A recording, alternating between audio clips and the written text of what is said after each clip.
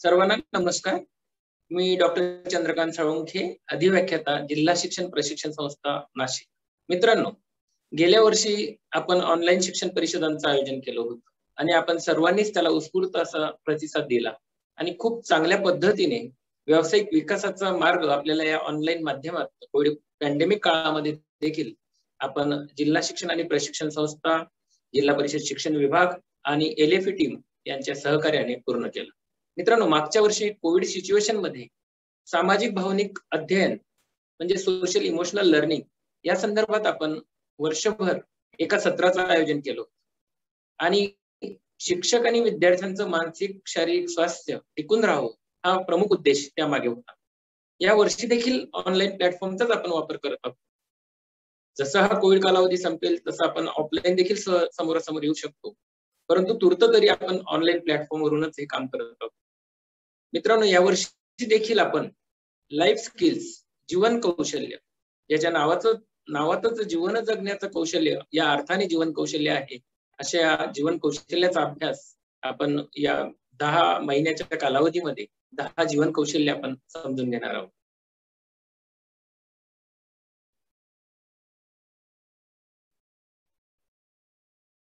जीवन कौशल्य, त्या नावातच बघा, जीवन आणि कौशल्य. जीवन जगण्याची ती कौशल्य आहे. सुसंघटित, आत्मविश्वासपूर्ण जीवनाची वाटचाल करण्यासाठी जे काही कौशल्य आवश्यक आहेत त्या कौशल्यांचा विचार आपण या ठिकाणी करणार आहोत. नेक्स्ट.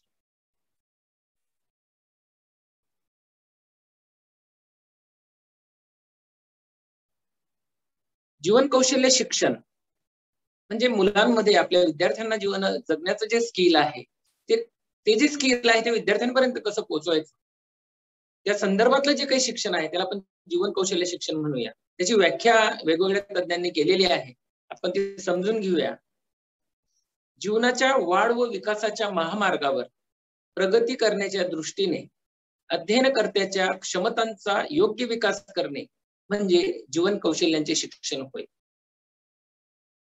तर दुसरी व्याख्या, जीवन कौशल्यांचे शिक्षण म्हणजे व्यक्तीच्या स्वतःच्या मानसिक व शारीरिक सर्वोत्कृष्ट क्षमतांचा वापर करून त्याच्या व्यक्तिमत्वाचा सर्वांगीण विकास करणे म्हणजे जीवन कौशल्य शिक्षण. बघा मित्रांनो, यामध्ये लक्षात येईल आपल्याला की व्यक्तीच्या स्वतःच्या मानसिक शारीरिक सर्वोत्कृष्ट क्षमता ज्या आहेत त्याच्या ठायी ज्या सर्वोत्कृष्ट क्षमतांचा क्षमता त्यामध्ये आहेत त्याचा वापर त्याच्या व्यक्तिमत्वाचा सर्वांगीण विकास करण्यासाठी आपल्याला करून घ्यायचा आहे. आणि हे आपण आपल्या दैनंदिन अध्यापनाच्या प्रक्रियेतून करू शकतो. जागतिक आरोग्य संघटना जी आहे, वर्ल्ड हेल्थ ऑर्गनायझेशन, यांनी 10 जीवन कौशल्य सांगितलेली आहे. मित्रांनो, आपण जर आपलं टेक्स्टबुक पाहिलं, पाठ्यपुस्तकं जी पाहिली, तर पाठ्यपुस्तकांमध्ये प्रत्येक विषयाच्या पाठ्यपुस्तकांमध्ये ही 10 जीवन कौशल्य आपल्याला सांगितले, परंतु आपण त्याकडे फारसं बघत नाही. पण अगदी सुरुवातीला जर ते दिलेलं आहे तर त्याचं किती महत्व आहे जीवनामध्ये, विद्यार्थ्यांच्या जीवनामध्ये त्याचं किती महत्व आहे आपण समजून घेतलं पाहिजे. तर ती जी 10 जीवन कौशल्य WHO ने सांगितलेली आहेत ती 1997 मध्ये त्यांनी ती सांगितली आहेत आणि यांना गाभाभूत अशी जीवन कौशल्य आहेत. अनेक जीवन कौशल्य आहेत, परंतु ही निवडक अशी गाभाभूत जीवन कौशल्य WHO ने सांगितले. WHO म्हणते की जीवन कौशल्य म्हणजे अशी कौशल्ये की ज्याद्वारा व्यक्ती आपली शक्ती आणि क्षमतांचा वापर करून दैनंदिन जीवनात येणाऱ्या समस्या सोडवते. जीवन जगत असताना जीवनाच्या वाटचालीमध्ये अनेक समस्या आपल्याला येतात, परंतु या जीवन कौशल्यांचा जर आपण आपल्या जीवनामध्ये त्या समस्या सोडवण्यासाठी वापर केला तर नक्कीच आपलं जीवन सुकर होईल, आनंदी होईल आणि आपण समाधानी जीवन जगू शकू असं मला वाटतं. ही जी 10 जीवन कौशल्य आहेत ती आपण एकदा समजून घेऊया. त्यातलं पहिलं जे जीवन कौशल्य ते स्वची जाणीव, त्याला आपण इंग्लिशमध्ये सेल्फ अवेअरनेस म्हणतो. दुसरं आहे समानानुभूती, याला आपण एम्पॅथी म्हणतो. तिसरं जे आहे समस्या निराकरण, प्रॉब्लेम सॉल्व्हिंग. चौथं आहे निर्णय क्षमता, डिसिजन मेकिंग. पाचवं आहे परिणामकारक संप्रेषण, त्याला आपण इंग्लिशमध्ये म्हणतो इफेक्टिव्ह कम्युनिकेशन. सहावं आहे व्यक्तींमधील सहसंबंध, इंटरपर्सनल रिलेशनशिप. सातवा आहे सर्जनशील विचार, क्रिएटिव्ह थिंकिंग. आठवा आहे चिकित्सक विचार, क्रिटिकल थिंकिंग. 9वा आहे भावनांचं समायोजन, कोपिंग विथ इमोशन्स, आणि 10वा आहे ताणतणावांचं समायोजन, कोपिंग विथ स्ट्रेस. या जीवन कौशल्यांकडे जर बघितलं आपण तर हे सर्व आपल्या जीवनाशी निगडीत आहे. हे जीवन कौशल्य शिकत असताना, आपल्यामध्ये स्वतःमध्ये अंगी बांधवत असताना, आपल्या विद्यार्थ्यांमध्ये देखील आपल्याला ती अगदी लहानपणापासूनच जर आपण त्यांच्या अंगी ती बाणवली तर मला वाटतं की विद्यार्थ्यांचं जीवन देखील तेवढंच आनंददायी आणि तणावमुक्त असेल असं मला वाटतं. नेक्स्ट मित्रांनो, तुमच्या समोर एक प्रश्नावली म्हणण्यापेक्षा ते विधानच मी म्हणेन, विधानं आहेत तुमच्या समोर. 10 विधानं मी तुमच्या समोर ठेवली आहे. आपण हे 10 विधानं व्यवस्थित बघायची आहेत आणि त्यातले जे फिल इन द ब्लँक्स, रिकाम्या जागा ज्या आहेत त्या तुम्ही भरायच्या आहेत. पूर्ण विधान लिहिण्याची गरज नाही, फक्त तुमच्या नोटबुक मध्ये तिथे काय, कुठला शब्द येतो, कुठला ते गुण आहे, काय जे आपल्याला वाटतंय, आपण स्वतः ते भरायचं आहे. एक 5 मिनिटाचा वेळ तुम्हाला मी यासाठी देतो.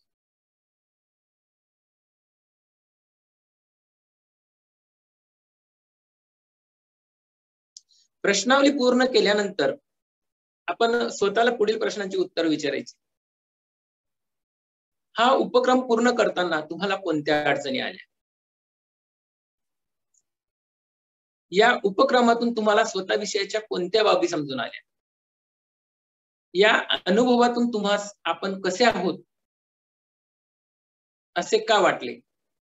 आणि आपणामध्ये कोणते विशेष गुण आहेत याची तुम्हाला नव्याने जाणीव. मित्रांनो, या प्रश्नांचा जर तुम्ही विचार केला, तुम्ही पहिला प्रश्न जर लक्षात घेतला, हा उपक्रम पूर्ण करताना तुम्हाला कोणत्या अडचणी आल्या? खूपदा अशा पद्धतीची ऍक्टिव्हिटी घेत असताना ज्यावेळेस आम्ही समोरच्या समोर मांडलं त्यावेळेस तुमच्याकडनं देखील तेच उत्तराची अपेक्षा मला आहे आणि तुम्ही तेच उत्तर तुमच्या डोक्यात येणार आहे हे मला नक्की माहिती आहे. की हे भरत असताना नेमकं काय लिहावं, तिथं एक गुण मी लिहिला माझा स्वतःतला, दुसरा गुण मी लिहिला, परंतु तिथं पुन्हा विशेष गुण विचारले, त्यावेळेस मात्र तारांबळ आपली उडते. खूप कठीण वाटतं ते भरायला. 10च विधानं तुमच्या समोर मी मांडली, प्रश्नावली मोठी आहे परंतु मुद्दामून मी 10 प्रश्न तुमच्या समोर ठेवले. ते भरणं इतकं सोपं नाही आहे आपल्याला वाटतं. याचं कारण मी स्वतःकडे कधी बघितलंच नाही. मी स्वतःच्या गुणादोषांची चर्चा कधी केलीच नाही. मी इतरांबद्दल भरभरून बोललो, इतरांच्या गुणांबद्दल मी बोललो, बऱ्याच अंशी मी माझ्या त्रुटींबद्दल पण बोललो, परंतु माझ्यातले जे गुण आहेत ते गुण मला कधी दिसले नाही. त्यामुळे आणि बऱ्याचदा प्रतिक्रिया अशा पण येतात की आम्ही असा विचार कधी केलाच नव्हता स्वतःबद्दल.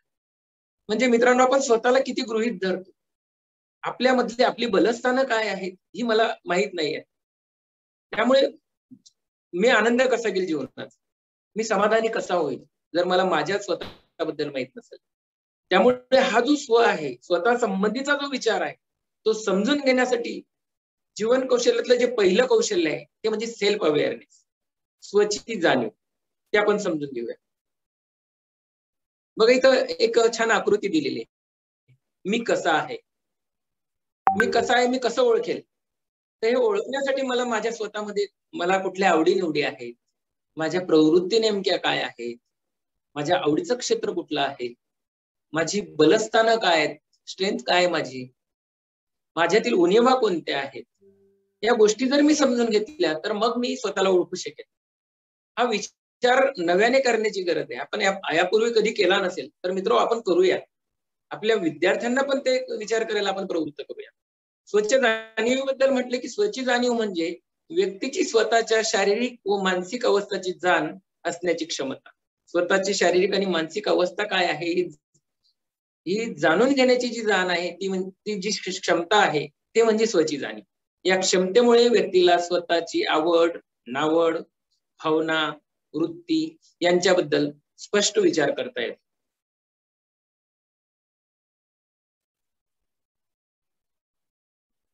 स्वची जाणीव हे कौशल्य, मागे जाऊया आपण. स्वची जाणीव हे कौशल्य लहानपणापासूनच विद्यार्थ्यांमध्ये विकसित करण्याची गरज आहे. विद्यार्थ्याला स्वतःकडे वस्तुनिष्ठपणे पाहायला शिकवलं पाहिजे. माझ्या मित्राला गणितात जास्त गुण पडतात म्हणून मलाही पडावे यासाठी प्रयत्न करणे चांगली गोष्ट आहे, परंतु तुला आवडणाऱ्या विषयात तुला चांगले गुण पडतात याकडे लक्ष केंद्रित केलं पाहिजे. मला गणितात चांगले गुण मिळाले नाहीत आणि माझ्या मित्राला मिळाले म्हणून नैराश्य येणे हे चुकीचं आहे. जाणीवेमुळे आपले व्यक्तिमत्व, मूल्ये, गरजा, सवयी, भावना, बलस्थाने, कमतरता इत्यादी ओळखता येतातच. त्याचबरोबर स्वजाणीव व्यक्तीला स्वतःला प्रेरणा द्यायला शिकवतो. स्वतःला स्वतःच्या ताणतणावांचं व्यवस्थापन करायला शिकवतो.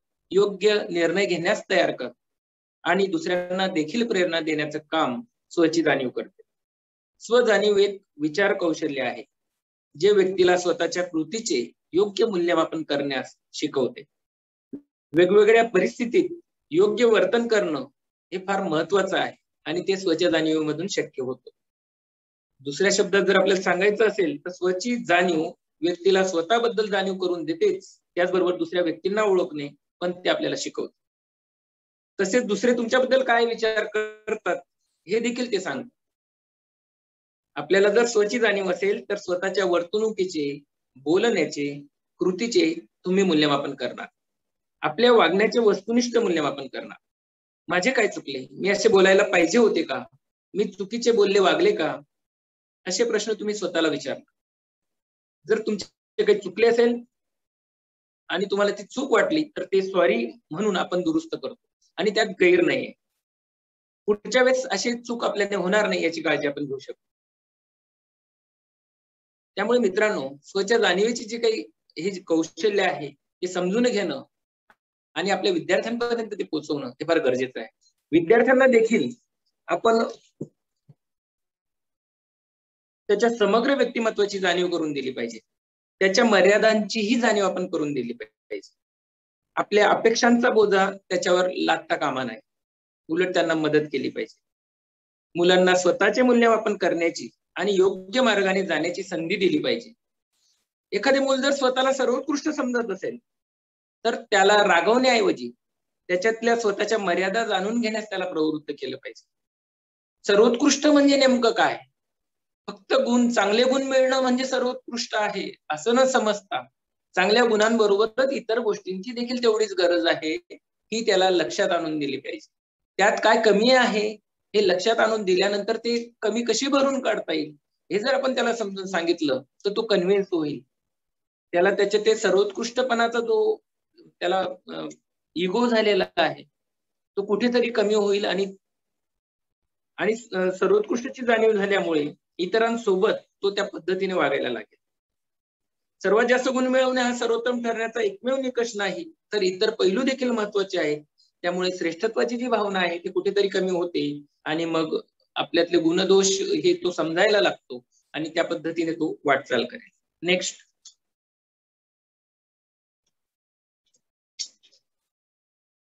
स्वच्या जाणीवेमुळे नेमकं काय फायदे काय स्वच्या जाणीवेचे? तर यामुळे जीवनाचा खऱ्या अर्थ जीवनाचा व अस्तित्वाचा खरा अर्थ समजून येतो आणि त्यामुळे आत्मविश्वास, व्यक्तीमधील आत्मविश्वास, स्वाभिमान व समाधान मिळण्याची क्षमता प्राप्त होते. यशस्वी जीवन, सुखी जीवन जगण्यास मदत होते. सुदृढ नातेसंबंध यामुळे विकसित होतात. जर व्यक्ती जवळ चांगली स्वजाणीव असेल तर त्याचे दुसऱ्यांशी मैत्री संबंधही चांगले असतात. कारण त्याला दुसऱ्याकडून काय त्याच्या अपेक्षा आहे ही स्पष्ट असते. त्यामुळे नातेसंबंधामध्ये ताणतणाव निर्माण होत नाही. चांगली जाणीव, स्वची जाणीव असलेला व्यक्ती हा स्पष्ट वक्ता असतो, स्पष्ट वक्तेपणे बोलतो. त्यामुळे समोरच्याला देखील त्याच्या स्वभावाची कल्पना असते. त्यामुळे नातेसंबंध जे आहेत ते निकोप राहतात. स्वची जाणीवमुळे विद्यार्थी स्वतःवर नियंत्रण ठेवू शकतात. त्यांना चांगलं काय, वाईट काय हे कळतं.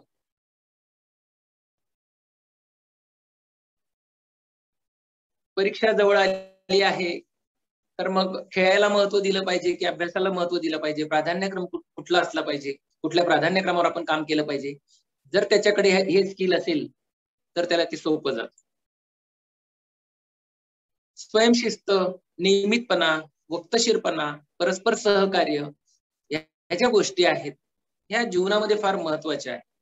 लाईफ स्किल्स जे आपण म्हणतो हे जीवन जगण्याचा खऱ्या अर्थाने या लागणारे हे जे गुण आहेत ते फार महत्वाचे आहेत आणि स्वच्या जाणीमुळे ते विकसित होतात. जबाबदारीची जाणीव विद्यार्थ्यांच्या मुलांच्या अंगी बाणवली जाते. स्वची जाणीव झालेली मुले भविष्यात समाजाचा विकास घडवून आणण्यात महत्वाची भूमिका बजावतात. अजून एक आपल्याला सांगता येईल की स्वच्या जाणीवमुळे व्यक्तीचा मूड चांगला राहतो. अलीकडे विद्यार्थ्यांमध्ये माझा मूड नाही चांगला, माझा मूड बरोबर नाही आज, असं ते म्हणतात. मूड आणि भावभावनांचा फार जवळचा संबंध आहे. जेव्हा एखाद्याला कळतं की मला काय हवे आहे आणि काय नको आहे, तेव्हा त्याचा मूड खराब होतो.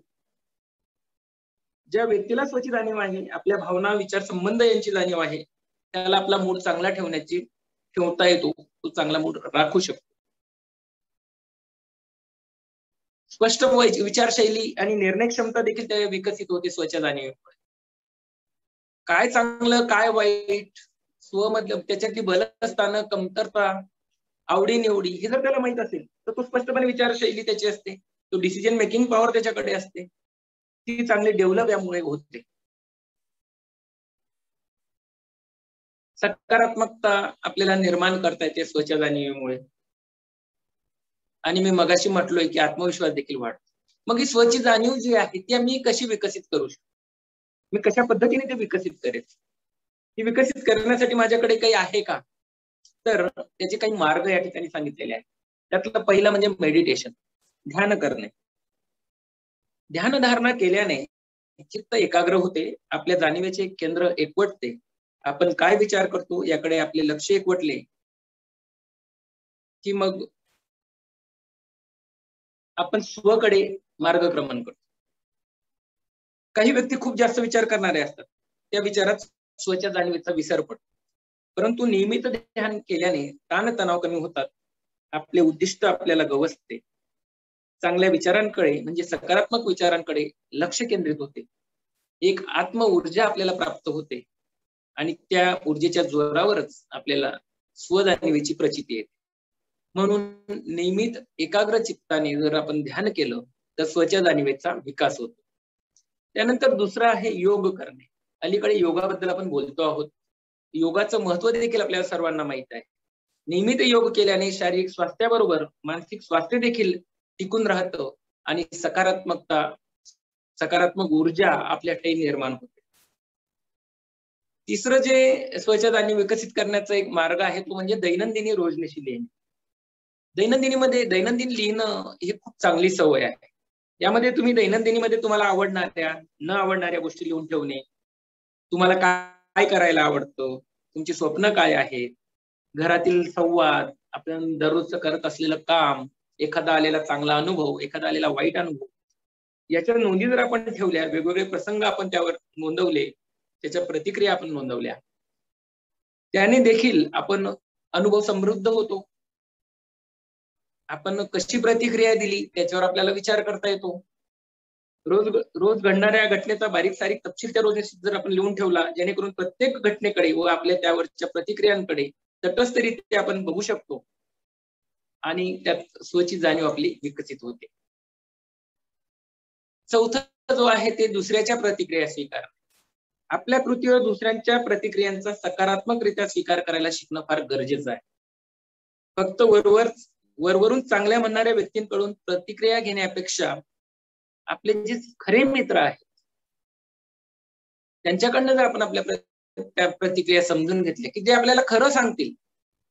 अलीकडे खुशमस्करे लोक खूप असतात आजूबाजूला आणि ते चांगलं म्हटलं तर आपण आपल्याला चांगलं समजायला लागतो. परंतु निंदकाचे घर असावे शेजारी, आपली जुनी म्हण आहे, त्यावर जर आपण गेलो तर खरोखर कोणी जर आपल्याला आपल्यातल्या उणिवा सांगत असेल तर ते आपण स्वीकारल्या पाहिजे आणि त्या उणिवांवर मात करण्याचा प्रयत्न केला पाहिजे. म्हणजे मग आपली क्षमता, प्रभाव, कमतरता, त्रुटी लक्षात येतील, त्यात सुधारणा करण्यासाठी वाव मिळेल. त्यामुळे खुशमस्कऱ्यांच्या किंवा चांगलं म्हणणाऱ्यांच्या सोबत राहून स्वतःबद्दल अवास्तव कल्पना करून घेणे हे आपल्या व्यक्तिमत्वाला कमी उंची देणार आहे असं मला वाटतं. त्यानंतर पुढचं आहे स्वतःचे स्वॉट विश्लेषण करणे. स्वॉट अनालिसिस आपल्याला सर्वांना माहिती मिळतात. S for strength, W for weakness, O for opportunities and T for threats. बलस्थानं, उणिवा, आव्हानं आणि धोके अशा 4 गोष्टींमध्ये स्वतःचं विश्लेषण आपल्याला करता आलं पाहिजे. आपण स्वतःबद्दल कागदावर उतरवलं पाहिजे की माझी बलस्थानं कुठली आहेत, माझ्यात उणिवा कुठल्या आहेत, माझ्या समोरील आव्हानं कशी कोणती आहेत आणि धोके कोणते आहेत. हे धोके किंवा त्याला चॅलेंज अलीकडे सी अपॉर्च्युनिटीजला आपण म्हणूया संधी आणि सी फॉर चॅलेंजेस, टीच्या ऐवजी सी स्वॉक अनालिसिस असा पण आता अलीकडे शब्द प्रयोग केला जातो. तर टी फॉर थ्रेट्स और सी फॉर चॅलेंजेस म्हणजे संधी कुठल्या आहेत आणि आव्हानं कुठली आहेत.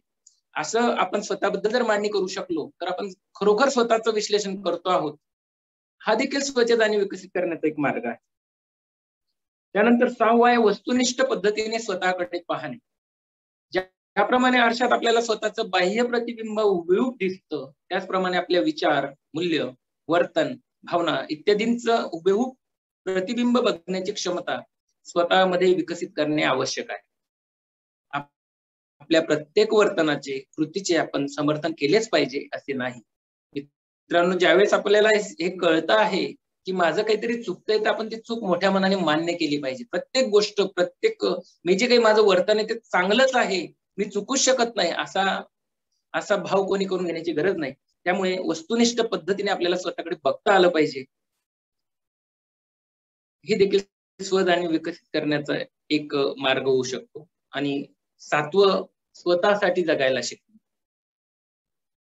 जर स्वजाणीवेचा विकास करायचा असेल तर स्वतःला देखील वेळ दिला पाहिजे. आपण सर्वांसाठी करतो, परंतु स्वतःसाठी आपण आपल्याला वेळ देतो का? आपल्या स्वमध्ये आपण कधी डोकावलं आहोत का?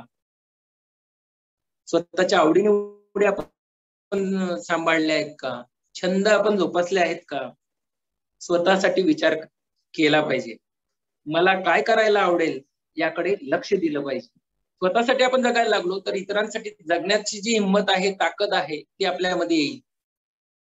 मला वाटतं त्या दृष्टीने हा शेवटचा मुद्दा फार महत्वाचा आहे. स्वजाणीव विकसित करण्याचे मार्ग, अशा 7 मार्ग या ठिकाणी मी तुम्हाला सांगितलेले आहेत.